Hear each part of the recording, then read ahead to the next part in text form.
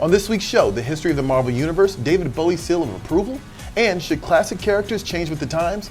It's Previews World Weekly, and it's happening right now.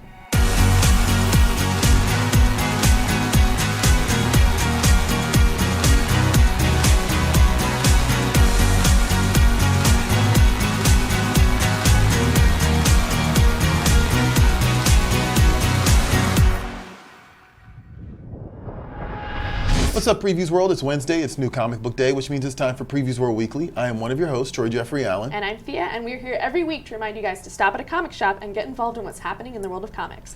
And if you enjoy our show, be sure to give us a like and subscribe so you can keep the nerd news coming. And we stumbled last week, or like last month I should say, and forgot to mention the new catalog was out. But the new catalog is out this week, an all new one. It's the August previews, and we have Buffy on the back cover, and a new series called Marked on the front cover, so definitely check that out.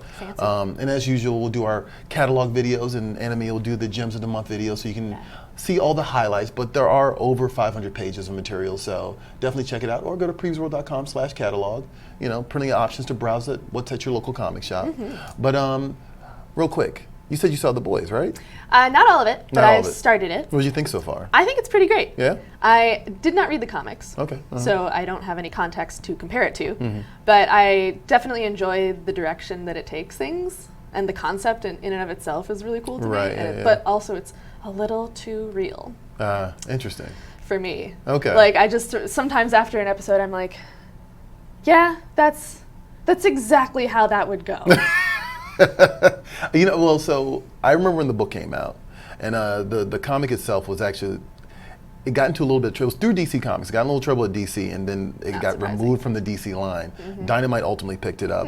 But I've always been a fan of Garth Ennis. Garth Ennis did The Preacher, he did The Punisher, he did some of the best Punisher stories. I actually got to interview him about The Boys, because Dynamite's re-releasing the books, but like, that was one of those titles I was just sort of like, I don't know if I can roll with this forever. Like, this is like, it gets dark. Like, and I know there's some people like that, and like, and typically I like dark stuff, but The Boys was just right on that edge. It was a little too dark for me. I was like, like you need a shower afterwards. Yeah, that sounds about right. But if you're saying that about the show, then I guess this is probably the most accurate screen adaptation of a comic ever, because the tone is like right there. The tone is there, but I don't feel like it's too dark or gory or like juvenile humor, which I've heard is also a little bit of a thing that happens. Yeah, right. But no, I think it's pretty great. Okay. I'm enjoying it. All right, cool. Yeah. I actually wanted to point out something I noticed on the internet this past week. The David Bowie official Twitter account commemorated the 50th anniversary of Space Oddity. I don't know about you, that's literally my favorite David Bowie song. That's the favorite. That's good. It turns out that I guess the most recent issue of Guardians, I'm behind on Guardians a little bit, of Guardians of the Galaxy, the most recent issue, named their ship, formerly the Milano, after David Bowie. And it was kind of cool because like the David Bowie official Twitter, when Donny Cates like brought this to her attention, gave it a thumbs up. Yeah. So there you go. It was like, that's kind of cool. Like David Bowie not actual David Bowie, of course, but David Bowie gave it an official seal of approval, which I thought was kind of neat. Absolutely. Like, you know. So, but it is Wednesday, it's New Comic Book Day, so we're going to kick it over to Anime. She's going to show you what's at comic shops, and then we come back, as always, we'll give you guys our picks for this week and some other highlights. Check it out. Hey Previews World, Mia here. Do you know what new comics are coming out this week? No? Well, let's take a look. Here's what's at comic shops for the week of July 31st, 2019.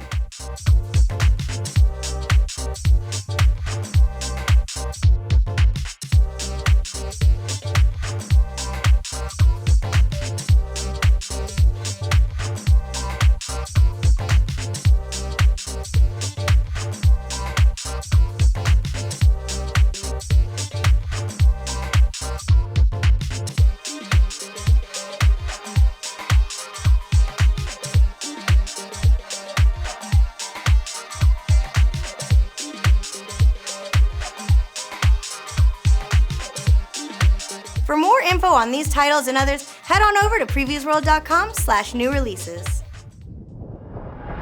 And that's just some of what's available to your local comic shop this week. You can see everything, and I do mean everything. Just head on over to previewsworld.com/new releases. But more importantly, I think it's important. What are you looking forward to, Thea? This is like a week of books for me. Yeah? A week of trades. A week of trades, okay. So we've got the DC Bombshells Deluxe hardcover. Okay. And this is volume 2. But it's all the bombshells from Marguerite Bennett, and honestly, I just love their costumes. No, I mean, legit. Yeah, right. I honestly don't like, the story's probably great. It's all women, which is freaking awesome. But I just love the way they look. No, I mean, I understand that that's a big draw, like the 1940s like aesthetic and the retro look is so fun. And the DC's been releasing statues of those. Yes. And every time I see them, I'm like, I kind of want one. I want Rosie the Riveter, they're really, Wonder Woman. Yeah, they're really pretty and just so well designed. Yeah, I absolutely. love them.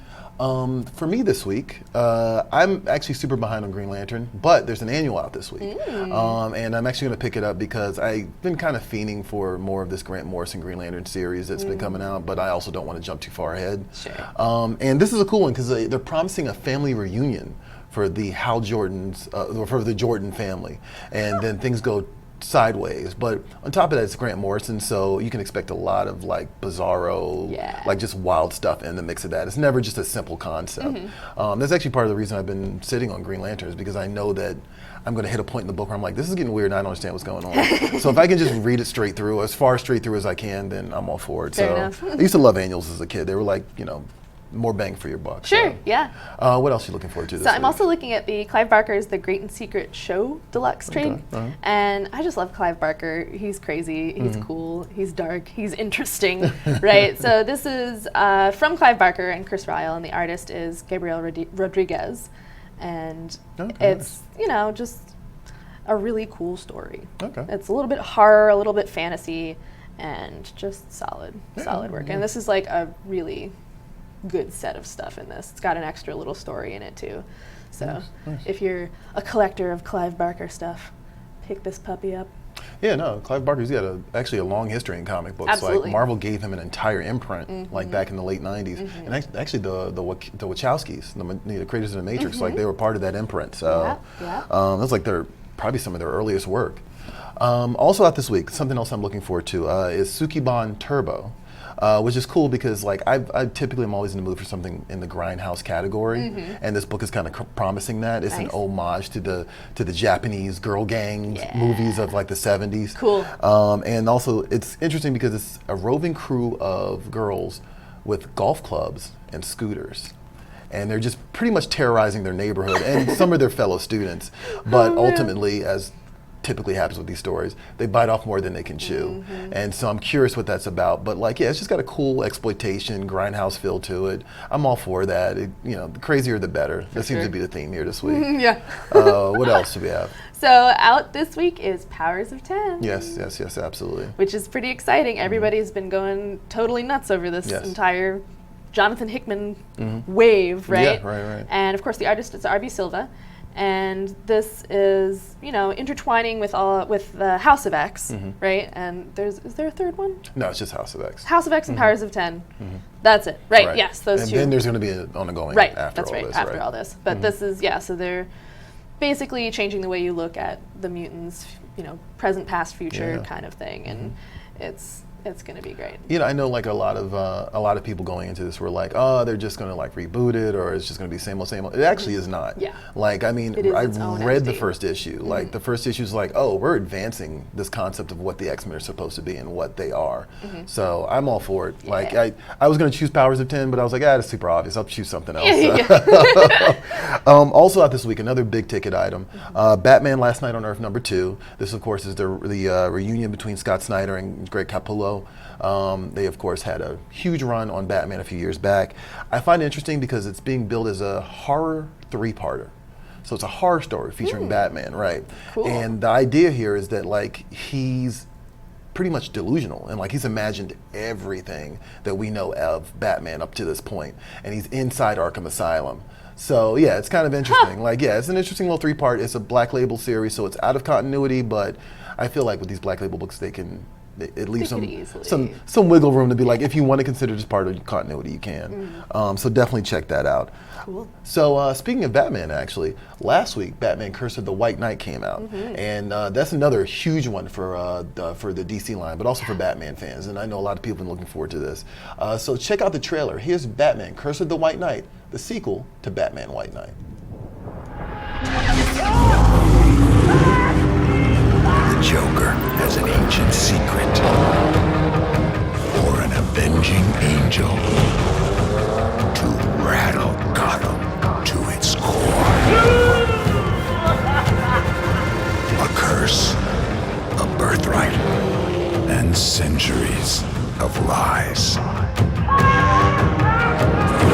Batman: Curse of the White Knight. And that's Batman: Curse of the White Knight from DC Comics, actually DC Black Label, and that's in comic shops right now. I know a lot of you have already picked it up, but if you haven't, you definitely want to check that out because it's like people love that series. Yeah. So now we're going to do the news. Yeah. Thea's here, surprise, and she's going to tell you everything that's happened in the comics in the last 7 days.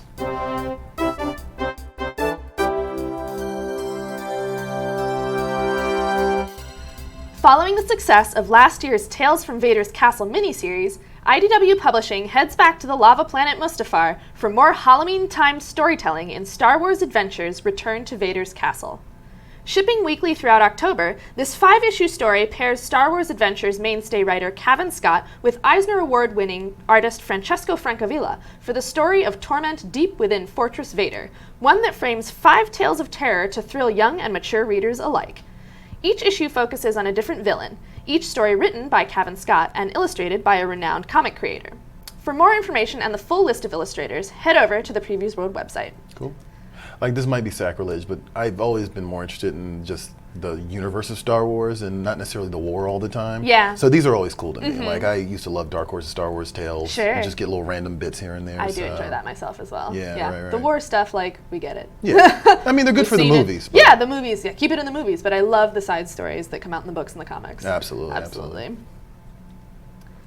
Boom Studios has revealed a new look at Mighty Morphin Power Rangers number 41 by the all-star team of acclaimed writer Ryan Parrott and Shattered Grid artist Daniele Di Nicuolo, the essential next chapter in the epic Power Rangers event, Necessary Evil. The all-new covert team of Power Rangers has been revealed, and it's Jason, Zach, Trini, and a brand new Ranger joining them to form the Omega Rangers. As the secrets behind their mission, as well as their deception of the Mighty Morphin Power Rangers, are revealed, a deadly new threat, summoned from the depths of space by Lord Zed, arrives on Earth with only one mission: take out the Mighty Morphin Power Rangers once and for all. This is out right now, guys, so contact your local comic shop to get your hands on Mighty Morphin Power Rangers number 41. Can you say Mighty Morphin Power Rangers? Mighty Morphin Power Rangers! 7 times? No. That's fair. That's a lot. I like between the names of some of the creators and some of these titles. Just say it 10 times fast. Everybody give Thea a round of applause. Doing great. Next up, as announced on CBR, all 4 issues of Mark Millar's Chrononauts, known as Chrononauts Future Shock, will hit comic store shelves this October. Chrononauts Future Shock is the sequel to Chrononauts, created by Mark Millar and original artist Sean Gordon Murphy. After Man's first televised step into the past, Corbin Quinn and Danny Riley now go in the opposite direction and try to reach the future. But something is stopping them, and they have to find out why. Why does the Earth not seem to have a future? The answer lies with the man who taught them everything. Check out all 4 issues of Chrononauts Future Shock in comic shops October 30th. Now, I know that, like, Sean Gordon Murphy not being involved in this is kind of like, but Eric Kinnett, if you've ever seen his artwork, it's actually amazing. Like, it's fantastic. So this is a fun sequel. Still fancy, still good. Still fancy, still good? Oh, yeah. Science Bros, I love it. Image Comics is pleased to reveal the highly anticipated J. Scott Campbell cover for the upcoming milestone Spawn number 300 issue by Todd McFarlane, president at Image Comics and creator of Spawn. This is just the first of many exciting cover reveals to come on the hashtag Road to 300. Momentum and frenzied buzz surrounding the classic anti-hero series continues to build, leading into historic Spawn number 300 and record-breaking Spawn number 301, when Spawn becomes the longest-running creator-owned comic in the world. The celebration of Spawn's 300th and 301st issues is just beginning. More art and cover reveals will be shared over the coming weeks as the road to comic book history nears its destination. The record-setting Spawn number 300 hits stores on Wednesday, August 28th. And we've got something coming. Like we're gonna work on something. We're working on something involving Spawn 300. I'll just keep it at that. As we should. I want to manage expectations here a little bit, but yeah, we're gonna do a little. 300 issues is a big deal, and it's like one of the longest running. It is the longest running independent comic book in comic book history. So in the world. Yeah, in the world. In the world. In the world. You're right. Look at that. Very cool. And finally, Warren Ellis and Brian Hitch, one of the most legendary creative partnerships in modern comic book history, reunite this fall for The Batman's Grave, a 12-issue monthly DC maxi series about life, death, and the questions most are too afraid to ask. The team that brought us The Authority now turn their talents towards the world's greatest detective, whose current case forces him to inhabit the mind of a murder victim with a half-eaten face, without filling the empty grave next to those of his parents. Within this dynamic duo's new comic lives a Batman with an almost psychotic identification with murder victims. He immerses himself in their lives and obsesses over every detail of their deaths. Even as Batman would process the evidence and approach the perpetrator from one side, he would live inside the life of the victim as they approach their death. The Batman's Grave #1, written by Warren Ellis with art by Brian Hitch and Kevin Nolan, debuts in comic book stores on Wednesday, October 9th. I am all about this. Like, I actually just remembered, I actually have Brian Hitch on my screensaver from the Ultimates. But no, like Ellis and Hitch, like as a combination, like just, I love The Authority. It was one of the books that got me back into comics. Very good. Them doing Batman, I'm surprised it hasn't happened sooner. I'm pretty certain they've never done it before, so I'm all for it. So, San Diego Comic-Con just passed, and we definitely were there. We showed you an interview we did last week with C.B. Cebulski, but that's not all we did. So the myth is, and I mean understandably so, is that there are no comic books at Comic-Con, right? Or that it's becoming less and less so. And truthfully, we talked to a few retailers who had tables there, or had booths at the floor at San Diego Comic-Con, who were like, it's becoming less and less of a comic book show. That like, sounds about right. I don't think I'm, exposing anything. People have been saying this for a while. And but that applies to a lot of conventions. it does. This is also very true. Yeah. They say comic book in the name. Right. Whatever. But I'm here to tell you that there are comic books at Comic-Con. Matter of fact, I did some shopping while I was there, and Johnny and I walked around the show floor and we talked to some creators, but we also kind of like did some, some crate digging, some like back issue bin diving. So check it out. This is Comics at Comic-Con.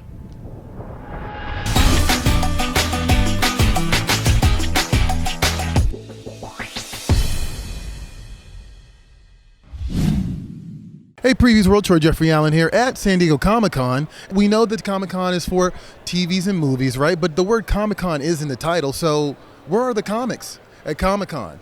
I went around and I found out and I picked up some stuff, and here's what we discovered. Check it out.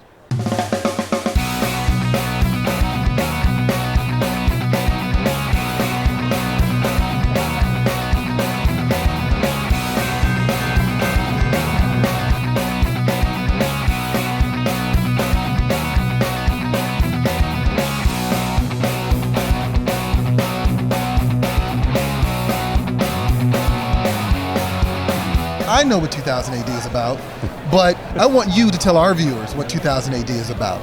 It's an institution in the UK, but one of the reasons why we're out here at San Diego is because there's such an appetite for our stuff over here, and we'd like to put out this incredible range of books because it's not just Dread. Everyone knows Dread, but we've got so much more to offer.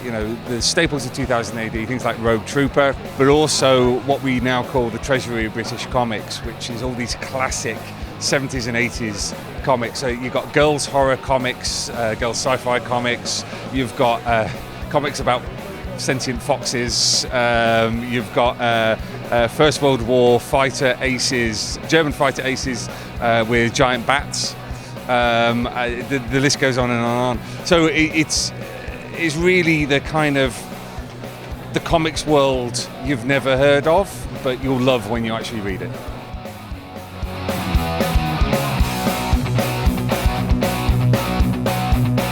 AWBW means A Wave Blue World. And do you remember the book A Brave New World? Yeah, of course. So we're the exact opposite of that. We have a more utopian slant to what we want to do. Okay. We have a mission to inspire and empower people to build a better future, and we want to use the medium of comics. Okay, awesome. So we want to build a really strong community and have a very sustainable future for comics. We want to bring people in. We want to boast about the people that are already in it. And we just want to share our passion for comics.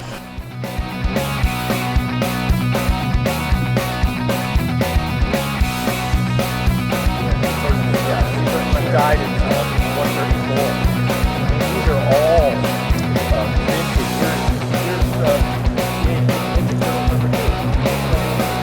Our comics are a little bit more adult, and we have a lot more themes with horror and fantasy and all that kind of stuff. So we want to make sure that people know that it's a very exciting title is coming out. Yeah, we take chances. Yes, we take a lot of chances. Sometimes dangerous chances. Yeah.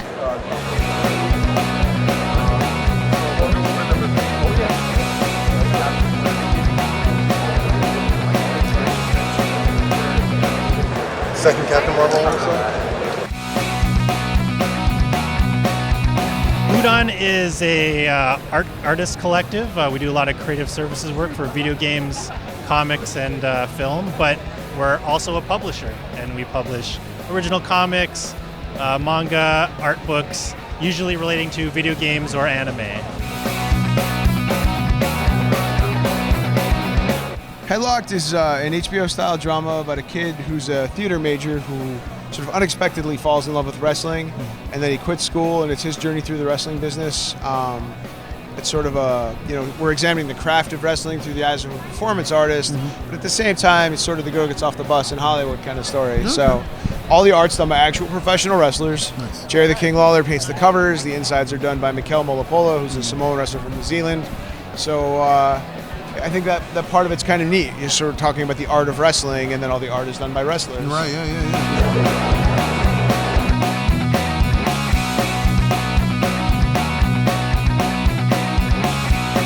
And there you have it, proof that there are indeed comic books at San Diego Comic-Con. But you know where else you can find comic books? At your local comic shop, of course. So support your local comic shop, and I will see you at the Spinner Rack.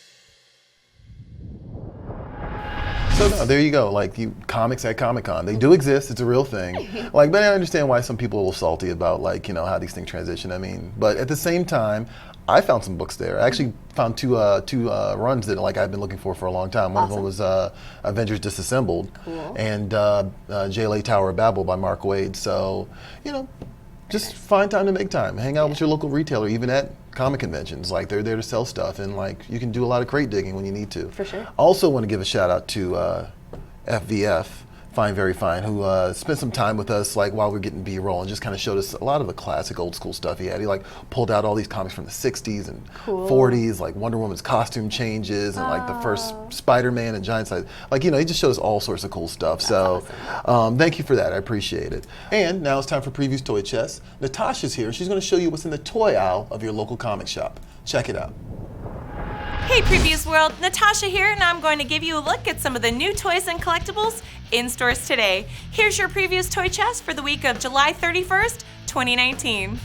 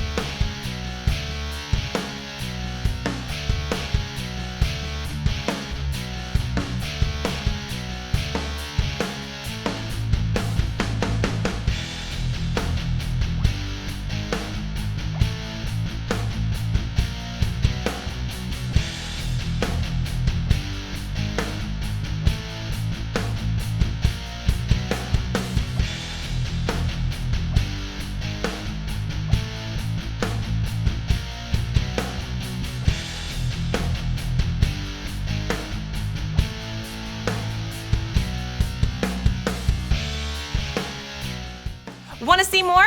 Be sure to check out Talking Toys, our weekly show that spotlights new collectibles on their way to your friendly local comic shop. Just head over to previewsworld.com/talkingtoys to find out more. History of the Marvel Universe, it comprises literally what it says on the package, the entire history of what happened in the Marvel Universe from the Big Bang, the dawn of time, until the eventual heat death of the universe at the other end. Well, the goal, obviously, is to cover as much of the history of the Marvel Universe as you can, but there's no fun if it's just a 120-page Wikipedia entry. It's more fun when you find little nuggets of history that maybe as a reader you didn't really know because maybe we haven't quite told you yet. Beyond the fact that it's the story of everything, there is actually a bit of a narrative that runs through, which involves Franklin Richards and Galactus preparing for the final days of this universe and reflecting back on all of the stuff that has happened. It's a series made not just for hardcore Marvel fans, although they will love it. If there's anything you loved about the Marvel Universe, it's in this book somewhere. But it's also an entry, start here, for brand new fans. Javier Rodriguez is doing all of the art. He's bringing such a great sense of design and scope and spectacle to it. It really is a visual cornucopia. You'll be able to stare at these pages for hours at a time and find new things that are in them. Every page is bursting with action. Every page is bursting with energy. The Marvel Universe is so big. It's the largest, longest continuing narrative story in the history of mankind. The Marvel Universe is a living thing. It is its own story. So just because you think you know the history of the Marvel Universe doesn't mean you know the history of the Marvel Universe.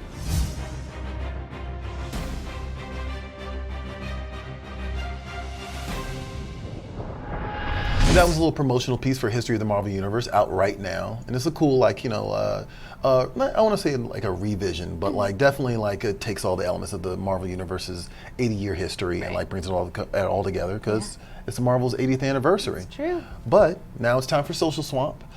We asked you guys over the weekend, like, should classic characters change for modern times? I know this has been kind of like a hot button issue like over the last couple of years. And I saw the question resurface again after the Natalie Portman announcement over Thor. So I wanted your feedback and you guys gave it to us. So here's what you had to say. Social Swamp time.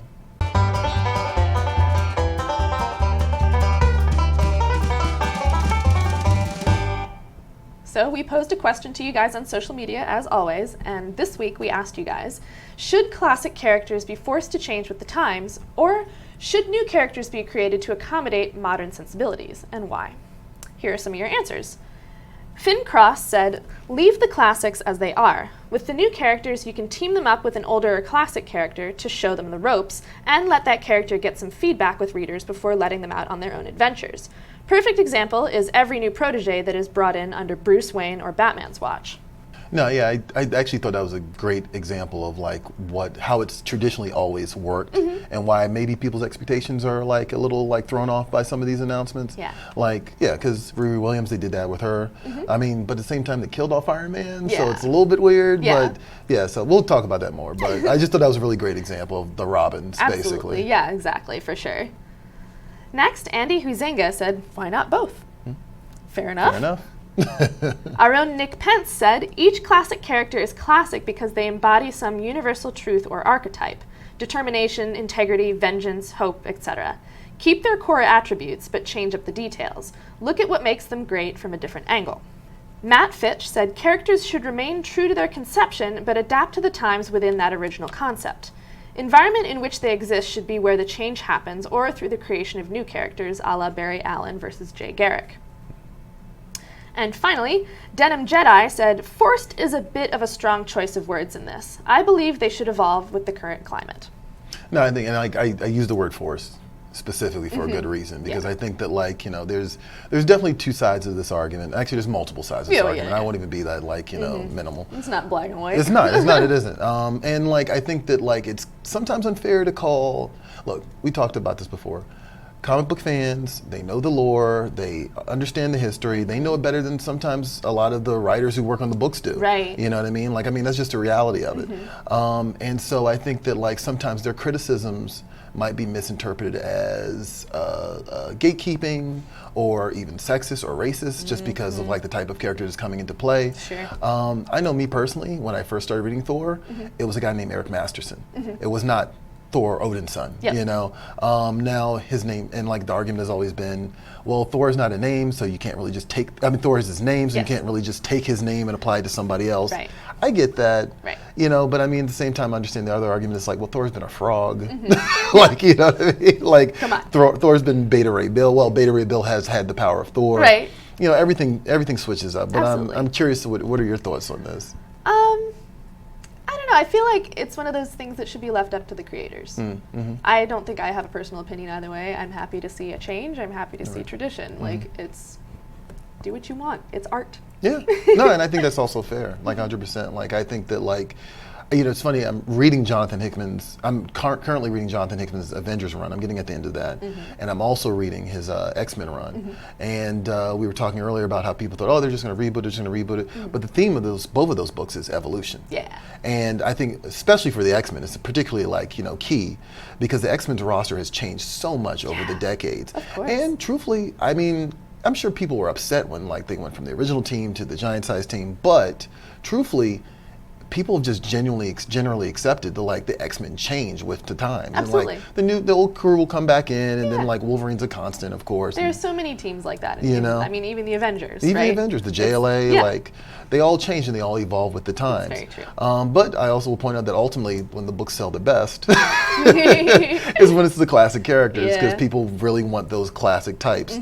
Then I think that, you know, there's a great argument in there. One of the people in the reaction said, like, yeah, I think it was Nick actually, said, you know, the environment around them can change. Yeah. And I think that's actually really, I always found that more interesting personally. Yeah. Like, if you take a Golden Age character or a Silver Age character or whoever, and put them in a situation they're uncomfortable with, and then see how they react to it. Have them adapt. Right. And the character doesn't change, but the situation does. And I've always found that more interesting.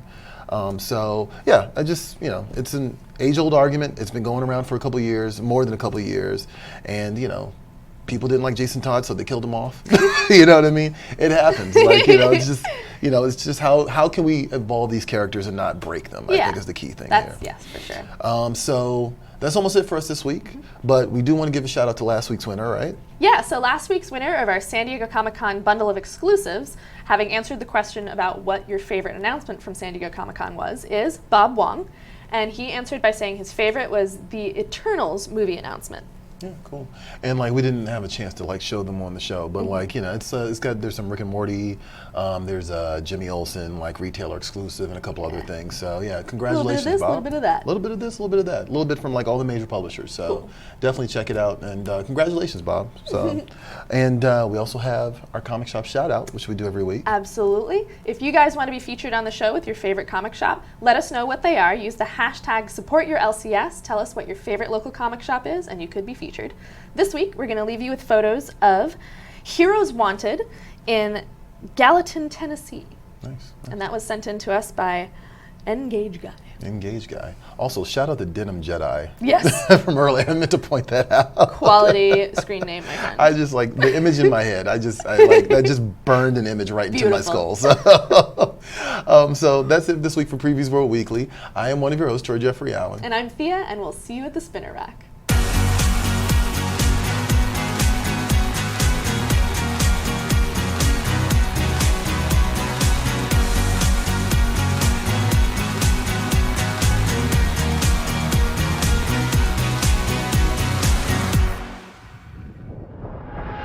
Thanks for watching Previews World Weekly. If you like the show, make sure to hit that subscribe button so you don't miss out on any future episodes.